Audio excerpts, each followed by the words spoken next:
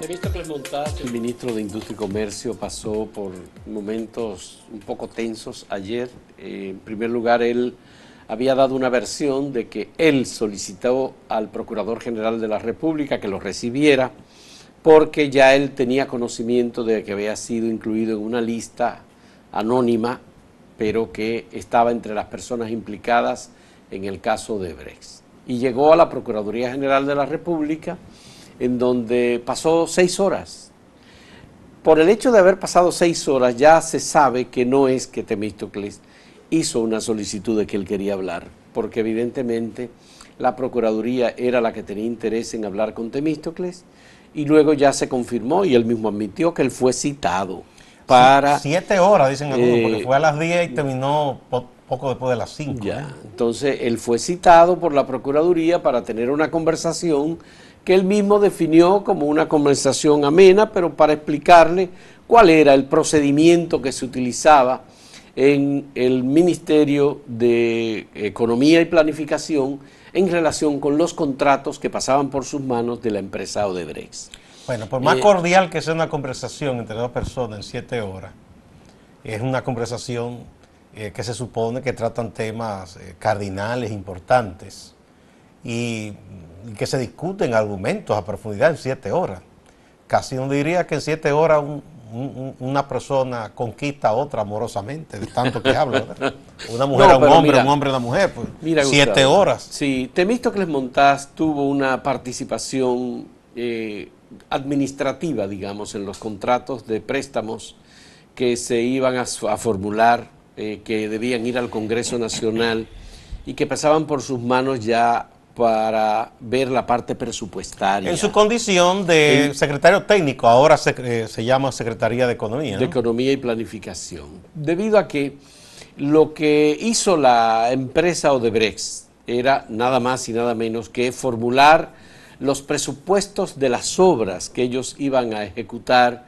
Esos presupuestos pasaban de un área técnica con especialistas que ellos tenían, y luego pasaban al gobierno. En el gobierno, sencillamente, se tomaban decisiones, y esas decisiones podían aumentar el monto del presupuesto presentado por la compañía Odebrecht, o sencillamente podían quedarse como estaban. Lo que ocurría normalmente era que aumentaban el monto entregado presupuestado. El quid del asunto está en cuáles de las instancias del Estado Dominicano, que incluye inclusive a los poderes, como el Congreso, era que se producían esas adendas para aumentar los presupuestos, porque el Ministerio de Economía tiene que sancionar esos proyectos y velar, y tiene técnico para eso, que eso responda a la realidad, primero del mercado, si son contratos con financiamiento, ¿verdad? Y en el caso de la experticia técnica, si se habla de tal tipo de infraestructura, si más o menos obedece al mercado. Ahora, ¿dónde se producía la adenda? ¿Era en ese ministerio o era en el Congreso? ¿O en cuáles de las instancias del Estado? O en las instituciones que tenían la ejecución, por ejemplo, si era electricidad, la CDE, si era obras públicas. Yo digo que a Temístocles hay que darle el beneficio de la duda, porque si él como ministro técnico, ¿verdad? Igual puede ocurrir con el que está ahora. Pero que Isidoro... tú sabes que los aumentos en los contratos, que todos los 17 proyectos aumentaron.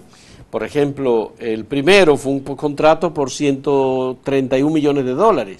Al final la ejecución terminó en 500 millones de dólares. Entonces, ¿qué resulta, Gustavo? Que el aumento dependía de la ambición de los políticos, porque Odebrecht tenía un departamento que remodelaba esos presupuestos dependiendo de las peticiones de recursos que se hacían desde el país interesado. Entonces, en este caso, Odebrecht, creo que hay un departamento, el Departamento de Operaciones Estructuradas, creo que Fernando Migliaccio dijo, nosotros cobrábamos... Un nombre muy bonito, Departamento de Mafia. Sí, nosotros cobrábamos el 21% de los aumentos. Si usted quería aumentarle 100 millones de dólares, 21 millones de dólares de eso quedaban en manos de la compañía. Eso es extra. Extra. Es sobrevaluación sobre lo que se estaba incrementando. Exactamente. Entonces, obviamente que si la Procuraduría General de la República convoca a Temístocles Montaz para el día de ayer y ayer mismo es el momento en que por 2 vías diferentes, en un canal de televisión y en una emisora, se da a conocer una misma lista de implicados, en donde el primero que aparece es Temístocles Montaz, pues entonces aquí parece que hay algo que podría estar dañando muy seriamente a Temístocles Montaz, que es miembro del comité político del Partido de la Liberación Dominicana. El punto al que voy es el siguiente. Ahí estuvo, por ejemplo, esas autopistas fabulosas que hicieron en el este, que es un principal polo turístico, y un miembro del comité político, que fue Lucho Jiménez, que por demás había sido ministro de Turismo, dijo que incluso él planteó eso en el comité político, que se estaban sobrevaluando esas obras con las adendas, ¿no? Y que se discutió y todo eso. La decisión de avalar las adendas para incrementar los presupuestos, ¿se hacía en el Ministerio de Economía o no más que en el Congreso de común acuerdo con Obras Públicas y otras instancias? No, porque yo creo que en el Congreso no se podía hacer. El Congreso avalaba lo que se le traía desde el gobierno. Ajá, y yo digo, la decisión de incluir esa adenda, ¿la hacía el secretario técnico o la hacía el Ministerio de Obras Públicas u otra instancia que tuviera a cargo una obra? Porque se supone que... Eso es lo que está en discusión. Me parece a mí en el caso de Temístocles. Evidentemente que en el caso de Temístocles parece ser que era a partir de ese momento cuando se hacía el aumento. El Ministerio de Obras Públicas recibía el presupuesto. Bueno, entonces eso es lo que él tendría que explicarle al Ministerio Público. Por eso tal vez duró tanto la reunión. Si él actuó de motu propio o si recibió órdenes superiores, como dicen entre los militares y policías, o fue persuadido por otra instancia, sea obra pública o lo que fuere, para que se hicieran esos incrementos. Ya. Hasta ahora, Gustavo, Temístocles Montaz continúa en la lista. Hoy creo que hay algunos medios que están reiterando la lista. Dicen que faltan legisladores y que faltan supuestamente empresarios, que habría que incluir ahí también, gente vinculada al sector privado. Pero esto necesariamente requiere de una actuación más transparente o más eficiente de parte de la Procuraduría General de la República. Lo primero es que si fue el Ministerio Público o alguna instancia de la Procuraduría que filtró esa lista, filtró con una intención deliberada, ¿no? Yo creo que eso es muy irresponsable. Porque mucha gente entiende que ahí no son todos los que están y están todos los que son. Y lo otro es que sea responsable. Si usted entiende que son esos, que alrededor de ese grupo de funcionarios y de políticos, dicen también que empresarios, yo no he visto a los empresarios todavía, hay un abogado que está en la comisión, por cierto, de Punta Catalina, ¿verdad? 2 miembros de la comisión ahí, porque está César Sánchez y está Conrad Pitaluga. No, Conrad Pitaluga no está en la comisión. Sí, pero se fue mencionado que fue uno de los que en la licitación participó, ¿cierto? No. Representó no a unas instancias. No lo había ido. No. Sí, eso está en los Porque periódicos. Conrad Pitaluga es uno de los abogados de Víctor Díaz Rúa. Sí. Y ha trabajado con Víctor Díaz Rúa. Sí, pero fue mencionado en uno de los aspectos que estaba discutiendo de esas licitaciones. Fue mencionado. Bueno, el caso es que eso es irresponsable, porque si usted entiende que los méritos para que esa gente sea sometida o indagada están bien sustentados, bueno, que sea frontal el Ministerio Público y diga, sí, estos son y ya. Pero es que una investigación no puede relajarse de este modo, Gustavo. Le están quitando categoría a la investigación, se le está quitando igualmente seriedad al Ministerio Público, y el Ministerio Público está perdiendo el control de lo que ellos están haciendo. A mí me parece que en este caso estamos tirando por la borda cualquier trabajo serio y honesto que pudiera estar haciendo el Ministerio Público, aunque tú sabes que hay muchas dudas de que el Ministerio Público realmente esté haciendo. Eso yo te iba a decir, que es lo que falta por tirar por la borda. Yo creo que eso fue la borda con todo. Hay una recomendación que queremos hacer. Aquí están todos los contratos que se firmaron desde el 2001 hasta el 2014. El monto de los proyectos, cada uno, la fecha en que se aprobaron, el número de ley que lo aprobó, más quién presidía la Cámara de Diputados y quién presidía el Senado en el momento en que se aprobaron cada uno de estos proyectos, más el total de compromiso contraído, que son deudas por aproximadamente 5.000 millones de dólares. Ahí que estamos pagando todos nosotros y nosotras, porque eso no es en el aire que queda. Ya, ahí están todos los contratos. Y por ahí viene un paquetazo fiscal. Eso está disponible en en acento.com.do. En un momento retornamos.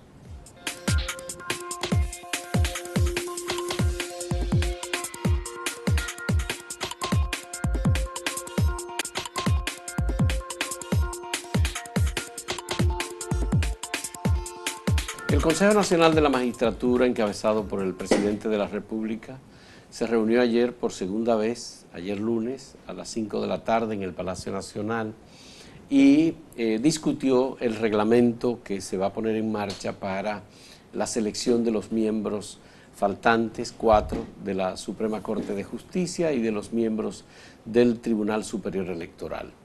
Hubo contradicciones, aunque en la rueda de prensa el consultor jurídico del Poder Ejecutivo, Flavio Darío Espinal, dijo que hubo armonía, que hubo coincidencia, que tal, que todo marchó bien. No participaron en la rueda de prensa los miembros del Consejo, 2 miembros del Consejo, el senador José Paliza y la diputada Josefa Castillo. Dijeron que tenían contradicciones, que no estaban de acuerdo, que no quisieron firmar el acta porque además ellos sugirieron que se incluyera una prueba psicométrica a ser realizada a las personas aspirantes a esas posiciones, como se hace en muchos otros países, que es importante que se incluya la prueba psicométrica, no fue aprobado, y que además que se decida la publicidad, vale decir, las transmisiones en vivo de las sesiones del Consejo Nacional de la Magistratura para evaluar a las personas y para la selección de las personas. Se aprobó nada más que la evaluación de las personas, pero no se aprobó la divulgación de la selección de las personas por parte del Consejo. Esto quedó feo, no sé, hizo un papelazo de alguna manera el gobierno, porque pusieron al consultor jurídico a dar una versión, como que todo había estado muy bien. Entonces, las 2 voces de contrapeso que hay en el Consejo, Josefa Castillo y el senador Paliza, dijeron que no hubo esa armonía que dice el gobierno, que hubo contradicciones, no se aprobó ni siquiera el reglamento, y ellos hablan de las propuestas que hicieron y que no fueron acogidas. De manera que ahí se discutió, pero no se avanzó nada prácticamente en la reunión de ayer. No se avanzó. Además, ellos están objetando la presencia en la reunión y como vocero del consultor jurídico del Poder Ejecutivo, Flavio Darío Espinal, que participa en las sesiones del Consejo en apoyo al presidente de la República.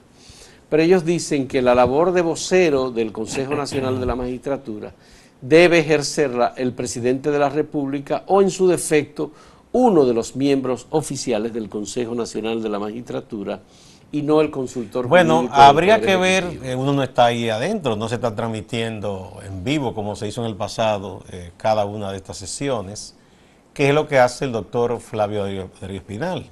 Es una persona en la que confía mucho el presidente, si es que él toma voz.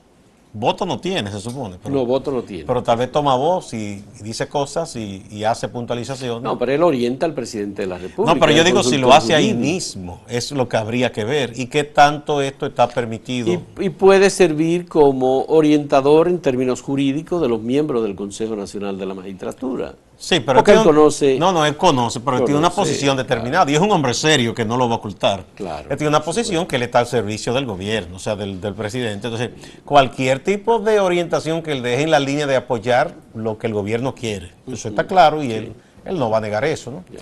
Lo que hay que ver es si él está ahí con voz y voto o como oyente nada más. No, con voto no lo tiene, por supuesto. Pero asesora al presidente y debe intervenir en algún momento cuando tal vez es necesario. Entonces, que se en ese aspecto yo creo que tienen razón entonces Josefa Castillo y el senador Paliza, porque es como una cuña, ¿verdad? Una voz muy sabia, pero que está al servicio del presidente. Entonces, si está ahí, cada vez que se debate algo, él aparece haciendo puntualizaciones y precisiones. Eso como que, ¿verdad? Es un extra ahí. Bueno, son 8. Es un pin hitter que tiene un bateador designado. Son 8 los miembros del Consejo Nacional de la Magistratura, 4 de los cuales son directamente del Partido de la Liberación Dominicana. Hay 2 miembros de la Suprema Corte de Justicia, más o menos vinculado al PLD también, y estos dos que son Josefa Castillo y José Paliza. Más que menos. Más que menos. Sí. Bueno, que son del Partido Revolucionario Moderno. Bueno, pero ayer hubo además... Y el cuarto bate, que es el consultor jurídico. Otra disensión. Pero bueno, el consultor jurídico fue embajador en Washington. Sí, pero nadie le quita que no sea un sabio. Y todo el mundo sabe, los Espinal, cada uno en sus áreas, son gente de altísima preparación y el respeto lo tiene de todo el mundo, todos. Sí. Pero está claro que él está al servicio del presidente. Entonces, ellos entienden que la posición del contrapeso se debilita más porque es un refuerzo fuerte con el consultor ahí. Yo creo que este tema hay que vincularlo con una rueda de prensa que hubo ayer en la tarde, en la que muchos dirigentes del Partido Revolucionario Moderno comparecieron en una rueda de prensa en donde Andrés Bautista declaró que el gobierno es el autor y el que ha filtrado la lista de personas y que allí hay sobre todo dirigentes del PRM tratando de vincular al PRM con la cuestión de Odebrecht y que eso es una trama del gobierno porque en realidad ellos no tienen nada que ver con este asunto. Bueno, yo no sé si ellos pueden hablar con tanta seguridad porque aquí se sabe que mucha gente tuvo en su mano esos contratos y estuvo en el Congreso, y estuvo Alfredo Pacheco, estuvo Andrés Bautista. Eran presidentes de la Jesús Cámara de Diputados y del igual Senado. que otro del PLD. Habría que ver si de verdad ellos no tienen nada que ver o si lo que ellos hicieron pueden decir, bueno, aquí no hubo nada pecaminoso ni ilegal. Obviamente que esa lista salió del litoral oficial porque nadie tiene esa información que no esté vinculado al Ministerio Público u otra instancia del gobierno. Yo creo que el PRM tiene razón en defenderse, pero si su gente mencionada lo que tiene es, cuando de verdad ya oficialmente se le llame, es defenderse y demostrar que lo que hizo o no hizo no es algo ilegal.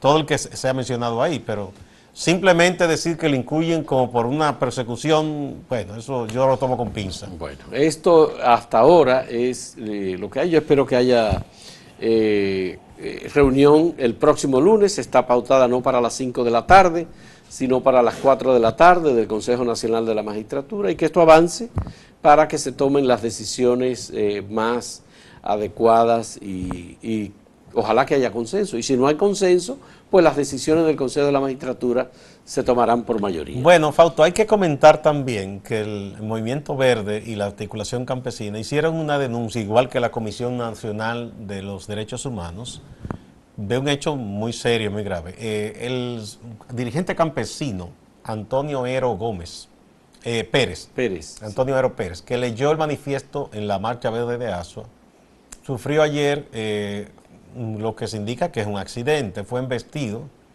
por un vehículo cuatroterreno, un vehículo pequeño que él tiene, un carro, y salvó la vida milagrosamente. Está recibiendo cuidados médicos.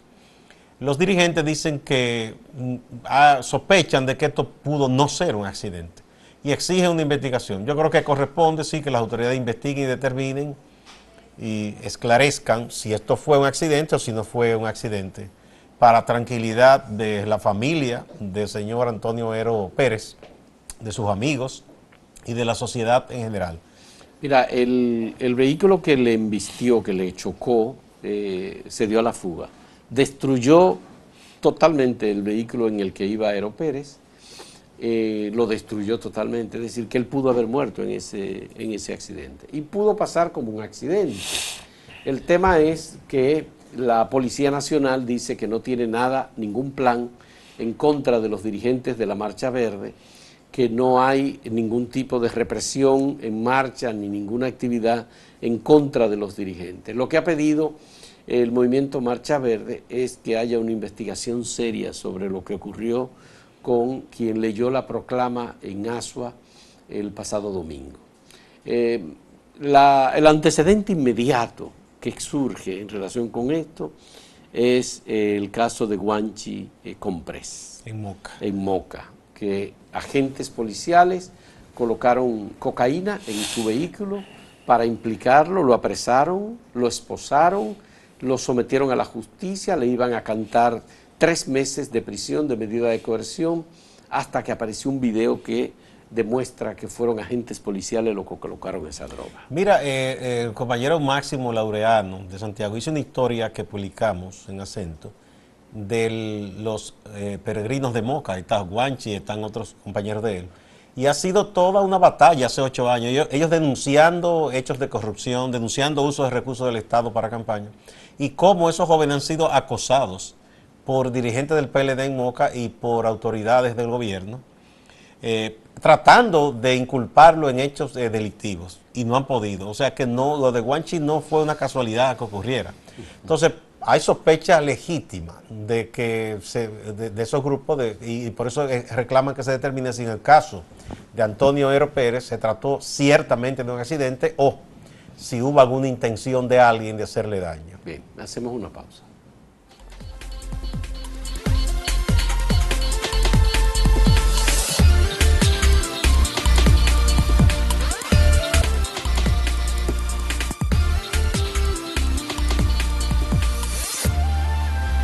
El atardecer de ayer en Manchester, en Gran Bretaña, cuando se llevaba a cabo un concierto con una joven cantante llamada Ariana Grande, estadounidense, pero que tiene muchos seguidores en el Reino Unido, sobre todo entre niños y adolescentes.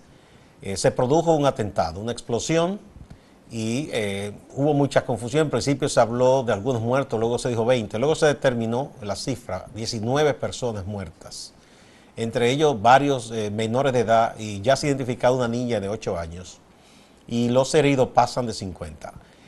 Hoy, en la mañana de hoy, Estado Islámico, el grupo extremista yihadista, reivindicó el atentado como de su autoría. Las autoridades británicas están investigando. Se creó una situación de mucho pánico porque las autoridades habían anunciado una explosión controlada como un ensayo cerca de ahí también, y todo eso provocó un pánico mayor. Ya.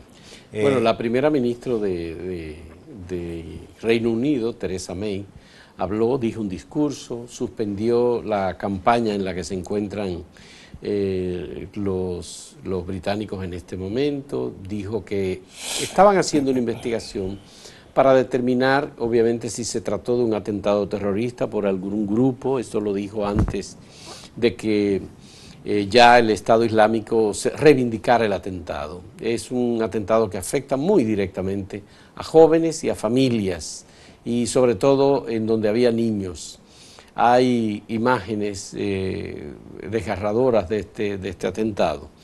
Y ellos dicen que lo van a investigar y que van a determinar si fue solo una persona la que participó que si fue llaman lobo solitario. Un lobo solitario. Hay dos teorías sobre esto. Algunos expertos dicen, bueno, que esto es algo aislado, pero otros dicen, bueno, esos supuestos lobos solitarios son personas que ya han sido cooptadas por grupos organizados, o sea, que les inculcan esas ideas. Entonces, de todas maneras, no es tan solitario como parece, porque ya tienen una vinculación ideológica con esos grupos. Bueno, ha habido varias declaraciones importantes. Inmediatamente Donald Trump habló y declaró a los terroristas como los perdedores, para no llamarle monstruos, dice él, y por supuesto que el mundo entero está solidarizándose con Reino Unido sobre este tema, Gustavo. Hay que ver cómo marchan las investigaciones, pero ya se sabe que es el Estado Islámico. Hay una guerra declarada por parte de Donald Trump contra el Estado Islámico, que donde quiera que se escondan ellos lo van a ir a perseguir y los van a acabar. Hay que ver si esto se puede concretar y si es cierto lo que Donald Trump ha prometido. No es tan sencillo, porque hay que entender que es una guerra, como llaman, irregular, no convencional, no es un país, no es un ejército formal, sino esa gente coopta muchachos y los incluye en ese ejército irregular, y también los introduce en diversos países y de manera muy secreta, aunque muchas veces son descubiertos, preparan estos atentados, en que en muchos casos inclusive es una inmolación que hacen, se estallan ellos con todo. ¿Y quién puede evitar eso? No es tan fácil esa guerra que dice Donald Trump. Bueno, hay, Gustavo, en Brasil una situación igualmente complicada, porque hay muchas más revelaciones. El detonante de Joesley Batista, creo que es como se llama el empresario de la empresa ABS, Ha destonado, por supuesto, a todo el panorama político. Hay grabaciones, a todos los políticos se les ha grabado. Por ejemplo, ayer se dio a conocer una grabación en donde el senador ya destituido, Aécio Neves, está preso ya. Que ya está preso, le decía por teléfono a uno de los empresarios que quería que le entregaran 2 o 3 millones de dólares y que ese dinero lo iban a recibir físicamente, es decir, en efectivo. Entonces, él iba a enviar a alguien, dice el senador por teléfono, a alguien a quien pudieran matar en caso de que lo presionaran para que se revelara. Que es un caso de alta mafia. Exactamente. Hablando de matar personas. Hablando de matar. La persona que iba a recibir el dinero era alguien que podría ser eliminado en cualquier momento para borrar el secreto. Bueno, también ya autoridades de la Fiscalía formalizaron cargos por corrupción y lavado contra Lula da Silva. Mientras tanto, el presidente Temer, que había sometido un recurso para parar la investigación, desistió. Él dice para que el proceso se agilice. Lo que dicen muchos es que la tenía perdida. No, pero él la tiene perdida definitivamente. Hay varias investigaciones ya que lo incluyen. Y rápidamente hay que hablar de Venezuela. Ya el gobierno de Venezuela formalizó cargos a 26 personas por supuesto terrorismo. Ese es el cargo que está manejando el gobierno de Venezuela. Continúan las protestas. Han muerto ya varias personas. Hay nuevas muertes. Oficialmente se habla de 60 muertos más ya. Y continúan las protestas en el día de hoy. Sí, señores, hasta mañana.